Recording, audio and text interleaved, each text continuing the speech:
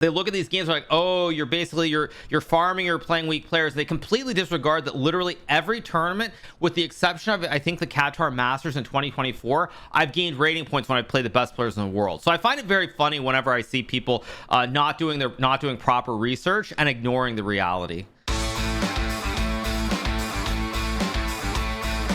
FIDE World Cup has just concluded. And with that, the qualification spots for the 2026 candidates have essentially been taken. 2,795 rated Fabiano Caruana qualified for the candidates through the 2024 FIDE circuit after scoring 130 points, with Andrei Esipenko missing out on just 124. 2,760 rated Anish Giri will join Fabiano after winning the 2025 Grand Swiss on 8 points. Additionally, 2,678 rated Matias Bluebaum will also play after placing second in the Grand Swiss on 7.5 points. 2,725 rated Sindarov has recently qualified by winning the FIDE World Cup, with 2,754 rated Wei Yi and 2,690 rated Andrei Esipenko joining him after placing second and third in the same tournament. The qualification spot for the 2025 FIDE circuit is technically not sealed, but you can bank on 2,760 rated Ramesh Babu Praggnanandhaa qualifying on 107 points. The qualification spot for the highest average rating is almost certain to go to 2,810 rated Hikaru Nakamura, who has consistently been either second or third ranked in the world. Whilst technically Magnus Carlsen would have averaged higher than him, it's unlikely Magnus will want to participate. So even if we are making a few small assumptions, we essentially have our 2026 candidates. But what can we actually expect from them? Of course, we are making this video over 4 months before the candidates will actually take place, so this video may age poorly. But if you keep up with competitive chess and make good comparisons from previous tournaments, you can actually predict this tournament pretty easily. For today's video, we have 5 tiers: S, A, B, C, and D.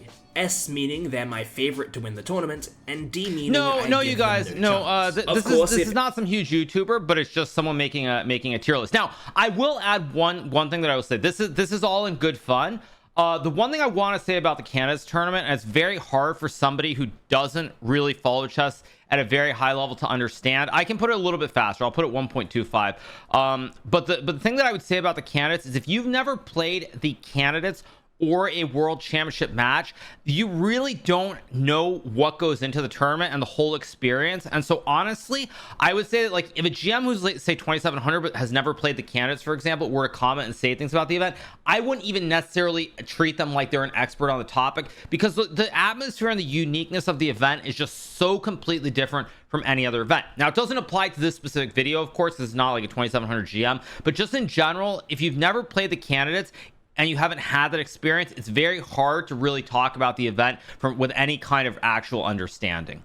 Let's keep going. If anyone does go into the D or C tiers, it absolutely does not mean that they're a bad chess player. Everyone who qualified for this tournament absolutely deserves to be here. But at the end of the day, there are going to be favorites, dark horses, and players who are written off entirely. So with that being said, let's jump straight into the tier list. It is undeniable that Matias Bluebaum had a fantastic Grand Swiss tournament. He absolutely deserves to be in the candidates tournament as a result of that. But it's also undeniable that he's not going to set the tournament alight. His Grand Swiss run was truly incredible, notably winning against Andrei Esipenko, who was unlucky not to qualify for the candidates, and also winning against Praggnanandhaa, who did qualify for the tournament. He also got notable draws against Alireza Firouzja, Vincent Kaimar, Nodebek Abdusatorov, and Nihal Sarin, all players historically averaging well over 2,700 elo. Whilst this was a fantastic tournament in its own right, I simply refuse to let one tournament blind me from a relatively unconvincing catalogue of results in and around this monstrous Grand Swiss performance. In the month prior, in the Akiba Rubinstein Chess Festival round robin, whilst Matias did go undefeated. I mean, this is actually one of the big problems with the candidates, I would say, for everybody out there watching this video, is that if you get red hot for about 1 month in the FIDE World Cup, you can qualify. And if you get red hot individually in the Grand Swiss tournament, you can also qualify. And this is nothing against Matias Bluebaum. He's obviously a very, very strong player. But I think the current format for how players qualify is questionable, because you can qualify if you get red hot. And I honestly would say in a tournament like the Grand Swiss or even the World Cup, if you're higher than 2650 elo, so you're around like top, I don't know what 2650 is these days, but you're top 100 in the world. If you get red hot in one individual tournament, that is good enough to qualify for the candidates. I don't really feel that that is a good representation necessarily of how players should get to the event. So that is the one negative I would say about the current system in my view. won only twice, drawing 7 times. The wins were against 2,571 rated Pavel Tiklov and 2,663 rated Michael Adams. Whilst these wins are against fairly strong opponents, his 7 draws in this tournament were against an average rated opponent of 2,636 ELO. Bluebaum's failure to dominate players in this ELO range leads me to believe he won't be able to do it in the candidates either, where the stakes will be a lot higher and the opponents will be a lot stronger. His performance in the European Teams Championship left more to be desired too. I won't list off all the results, but I'll put a screenshot on screen of his performance. These results just don't look like they're from a player who's going to cause problems at the next candidates. With all this being said, I do think that Bluebaum is going to be a solid candidates player. I think he's going to be a difficult player to get past, and he will get some draws against some of the top players in the tournament. However, I just can't see him winning many games, and I think he'll finish towards the bottom of the overall standings, putting him in the C tier. Chessmind.ai. Reasonable. Chessmind.ai is a next-generation AI-powered chess with 30% off your subscription. For all these reasons, including Fabiano Caruana in 2024, has not exactly championed the greatest legacy of performances in recent history, with Nihat Abasov scoring just 3.5 out of 14 points at the most recent candidates, which is the lowest score out of any candidates in the 8-player format. In the 2022 candidates, 2021 World Cup winner Jan-Krzysztof Duda finished joint last with 5.5 out of 14 points. In the same year, however, World Cup runner-up Sergei Karyakin was disqualified. In the 2020 candidates, 2019 World Cup winner Timur Rajabov withdrew from the candidates, and runner-up Ding Liren finished joint 5th place on 7 out of 14. In the 2018 candidates, 2017 World Cup winner Levon Aranyan finished dead last on 4.5 out of 14 points, whilst runner-up Ding Liren charged on to 7.5 out of 14, coming in 4th. So if we're looking historically, if the past winners of the FIDE World Cups seem to struggle at the candidates, I don't hold high hopes for Andrei Esipenko. But of course, we can look through his recent form to see how he might fare at the candidates. His most recent tournament in the Super Final Men's Championship in Moscow, despite going undefeated, left a lot to be desired, after drawing 10 games against opponents with an average rating of 2,573, with his only win coming against 2,643 rated Vladimir Malakov. Esipenko also had a fairly strong Grand Swiss campaign, scoring 7 they're going really, he's going really deep into the weeds of performances. I would say that when you look at Esipenko and Bluebaum, they're not people who are going to win the tournament, but unlike in the previous candidates where you had Abasov was desperately trying to draw. It didn't matter which color he had. He was trying desperately to draw games with white or black. Both Esipenko and Bluebaum, they're not going to contend to win the tournament, but they're not players who are going to be super afraid and they're just going to desperately try to draw games with both colors and feel like they're being pushed around in the same kind of way. So they are definitely better players to be in the tournament. That is for sure.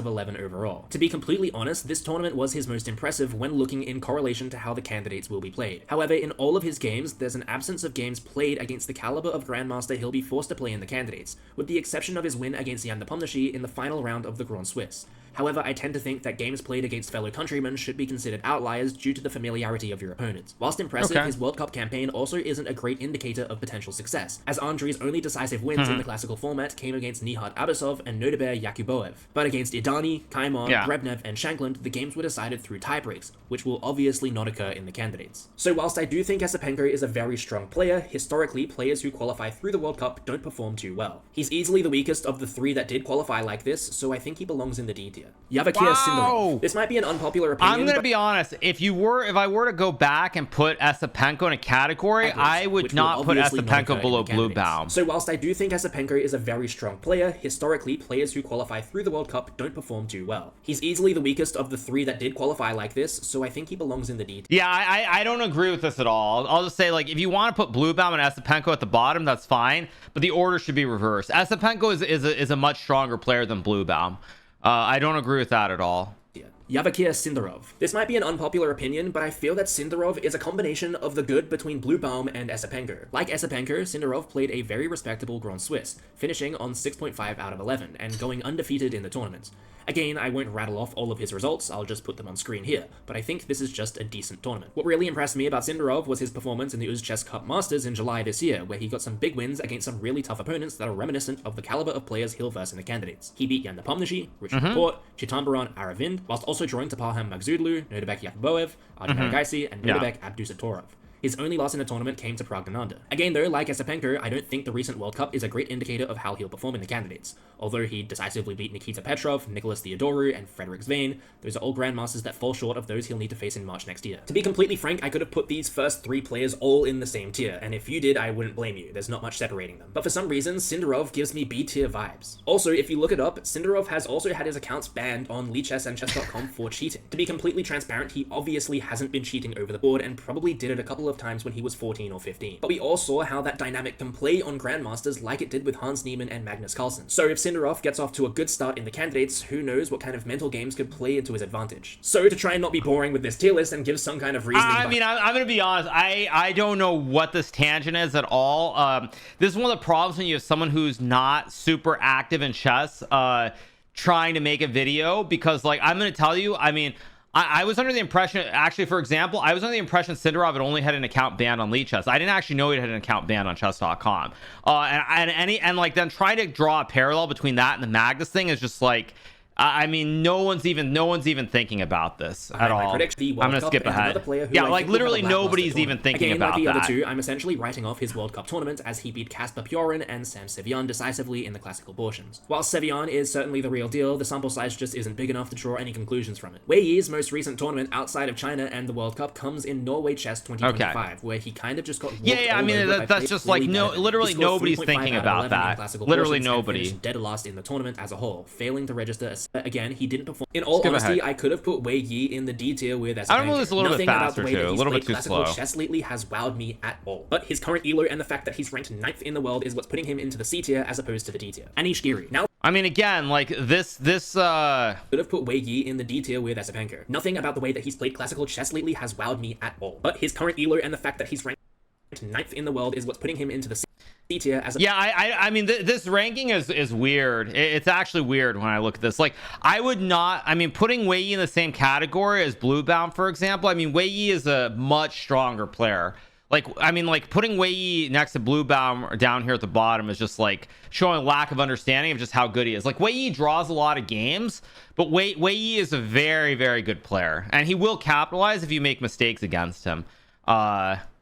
Opposed to the D tier. Anish Giri. Now things get interesting, and we can look at all of the higher rated players that have much more serious chances of actually winning the candidates. At the time of recording, Anish Giri is 2,760 elo and ranked 8th in the world. Anish Giri qualified for the candidates through the Grand Swiss, where he placed first on 8 out of 11 points and played an incredible tournament. He went undefeated, notably beating Hans Niemann and Jordan van Foreest along the way. He played some impressive chess in October as well, scoring 6 out of 9 in the European Team Championship. In the 40th European Club Cup, he also made notable draws against Gukesh Bamaraju and Vladimir Ferseyev. Wow. However, what worries me about Anish Giri is tournaments like the Chennai Grandmasters in September, where he drew 8 games and won 1. Whilst drawing every game is extremely solid, it's not going to win you the candidates, and Giri is known as a player who tends to let wins slip into draws. Earlier in the year, in June, Anish played well at the Sharjah Masters, tallying 7 points in 9 games, beating Magzudlu and drawing Abdusatorov most notably. Anish Giri's form indicates the type of player that might just win the entire tournament. He's currently on a 52-game undefeated streak in classical chess. Yeah. He's not farmed any tournaments in his home country to achieve that record either. He's been playing serious opponents for the entirety of 2025, and every time he plays a Super Grandmaster, he delivers with at least a draw. Usually draws against those top players won't be enough in the candidates, but if did you guys see that? Did you see that garbage that he just said? He just said farm tournaments in his own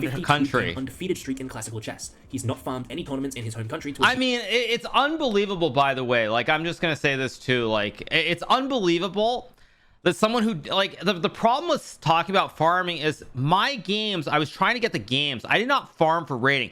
Farming means gaining rating points. If we look at the actual definition, farming means gaining rating points. I was simply trying to get the 40 games, and it was the most economical way of getting the games. So it's comical to me that someone can say this.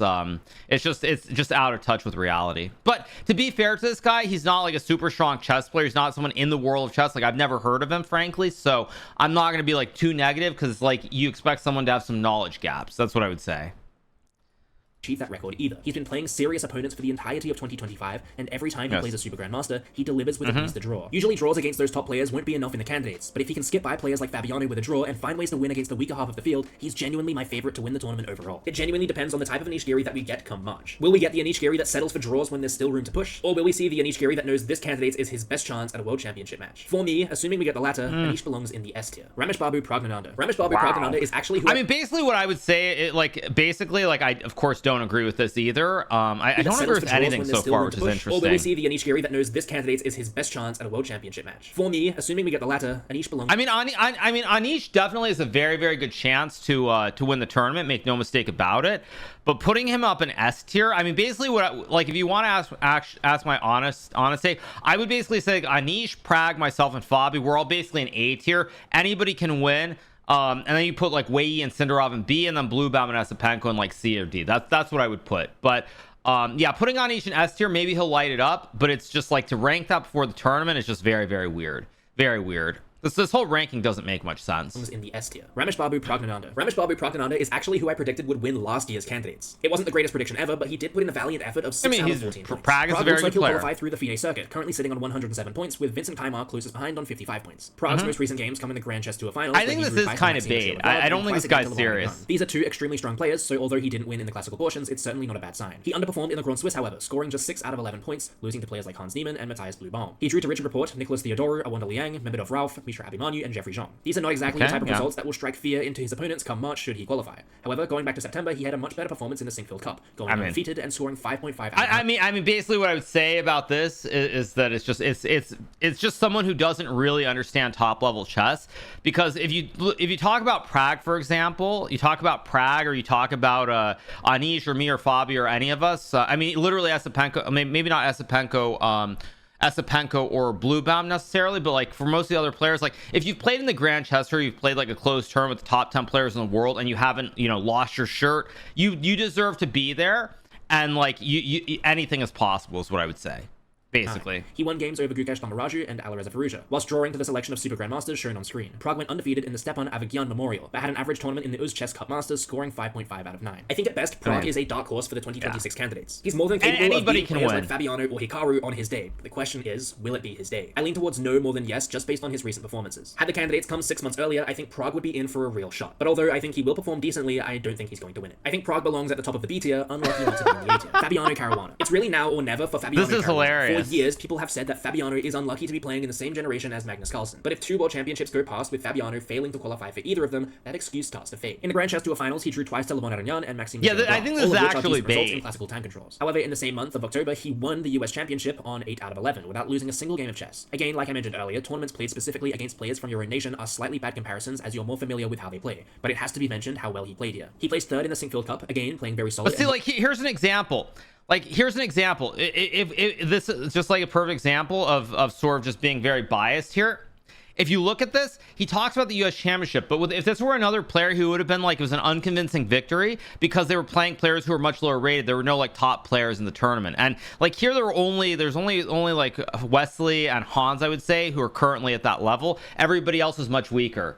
So this is kind of like, if you're being honest about it, you can't try and say like, oh, this guy Pragg won this tournament, but it's unconvincing, and Fabi won this tournament, but it's not, it is convincing. Chess. Again, that's just not how it works. Played specifically against players from your own nation are slightly bad comparisons as you're more familiar with how they play. I don't think Levon's at that level in classical chess anymore. I don't think so. Playing very solid and not losing a single game. No. I mean, basically what I would say about Levon is obviously a very, very strong classical player, but I think he's better in just about every other format than classical now. Maybe not Blitz, but I feel like Levon in Rapid, and obviously in Fischer Random Chess as well, I think Levon is much stronger in those formats than he is in classical, is what I would say. I don't really consider Levon to be at that level anymore. Even though he's still obviously well over 2,700, if he gets the right position, he can obviously grind anybody down. I don't really think he's as strong in classical as he is in other formats. Beckham Satorov, whilst drawing against the rest of the Grandmasters on screen. He came 2nd in Norway chess only to Magnus Carlsen, only losing 3 games to Hikaru Nakamura, Magnus Carlsen, and Arjun Edagaisi. However, he was able to take down Wei Yi twice, Arjun Edagaisi, and Gukesh Thammaraju. So essentially, it took the 1st, 2nd, and 3rd highest rated players in the world at the time to give Fabiano Caruana losses in a tournament. In the month prior, Fabiano played an underwhelming Superbet Chess Classic, going undefeated on 5 out of 9 points against some top opposition. Moral of the story is, nothing suggests that Fabiano Caruana is going to be this untouchable player in the 2026 candidates. I do think he's one of the favorites to win, but I see a lot of similarities between him and Anish Giri going into this tournament. With all that being said, I do think that Fabiano Caruana still belongs in the S tier. Hikaru Nakamura. If you want my honest opinion, I just don't see it happening for Hikaru at this candidates. I said the same thing last candidates when Alireza Firouzja was fun. This is why my mods gave me the video, because this is why I was trying to figure out, why are the mods giving me this video to watch? I was trying to figure out, why are they giving me this video to watch? And now I realize why. I realize exactly why. The candidates. It doesn't seem like the kind of mentality that wins you the tournament. Again. Also, I'm going to say one funny thing about farming to make the event. One funny thing, since he doesn't understand the definition of the words, he's using farming versus simply getting the games in. What I would say about this topic is the irony about this guy saying this is that when people have done things, specifically Ding Liren did something that was questionable to get into the candidates, he of course went on to become world champion. And that's something here that's completely missed by this guy, is that he misses the fact that Ding Liren went and played 30 games, I think, in like 1 month, and it was very questionable. Speaking of Levon publicly complained about it. He wrote a letter to the US Chess Federation of FIDE saying it was complete nonsense. Ding should not be qualified for the tournament. And we saw how it turned out, because for Ding, he ended up finishing in second place and he ended up winning the world championship. So there's already historical precedent for something that was quote unquote wrong and someone getting rewarded for it. So it's kind of funny. Of course, though, this is Hikaru Nakamura, and to write him off would be stupid, so obviously I won't. It is a little bit difficult to gauge because he hasn't played much serious chess in 2025, so we have to go all the way back to June when he played Norway chess. He won against Caruana and Gukesh in the classical portion and only lost the second game against Gukesh, drawing against Magnus Carlsen, Fabiano Caruana. There's also another big problem that I would say. What I realized about a lot of the perception is that people seem to forget, and maybe this is just a modern day thing, but people seem to forget that literally every serious tournament I played for the last 3 years plus, I gained like 80 rating points. I went from 2736 after I retired from chess in 2019 all the way back up to 2807 or 2808. I forgot what the exact number was. Literally playing top level tournaments against the best players. So like whenever I play the top players, I always show up and I have a good result. I have not had a seriously bad result in the last couple of years since I came back to chess. And that's what I find funny whenever people look at they look at these games like, oh, you're farming, you're playing weak players. They completely disregard that literally every tournament, with the exception of I think the Qatar Masters in 2024, I've gained rating points when I play the best players in the world. So I find it very funny whenever I see people not doing proper research and ignoring the reality. Whilst I am drawing the comparison between Alireza Last Candidates and Hikaru in this one, it must be noted that, at least in my opinion, Hikaru Nakamura is a much better player regardless, and even though I don't think he'll win the candidates, I still predict him to finish in the top 3. For that reason, I'm going to put Hikaru into the A tier. Maybe if he played a little bit more chess in 2025, it would be easier to see him winning the candidates. But I also feel historically, when players abstain from playing chess, they tend to underperform when it matters. Think Ding Liren trying to defend his world championship title after not really playing for an entire year. Or Fabiano Caruana at the candidates in 2024 after not really playing for half a year before that. All of those reasons that we just listed is exactly why Hikaru... I mean, Fabiano did not underperform at the candidates in 2024. What is this guy smoking? Fabiano literally was, if he doesn't choke the last game against Nepo, he's probably playing a world championship match. What is this guy talking about? Fabiano did not underperform at the candidates in 2024. Is this guy insane? Fabi did not underperform at all. What is this guy smoking? Literally, what is this guy smoking? It's just ridiculous. Actually ridiculous. Doesn't quite fit into the S tier. And that wraps up my predictions for the 2026 Yeah, I mean, yeah, terrible predictions. Let's leave it at that. What I would say, if you want me to do a tier list, I don't know how to create the tier list, but my tier list would be very simple. Fabi, myself, Prag, and Anish are going to be in like an A tier, or like the favorites tier. Basically, any one of us could win the event, and anybody else, if they get lucky, could win. Like, I think 4 of us are in the top tier, and then Wei Yi and Sindarov, if they get red hot and have a great event, can win. Esipenko and Bluebaum can't win, and that's it. Full stop. That's it. That's basically the simple tier list.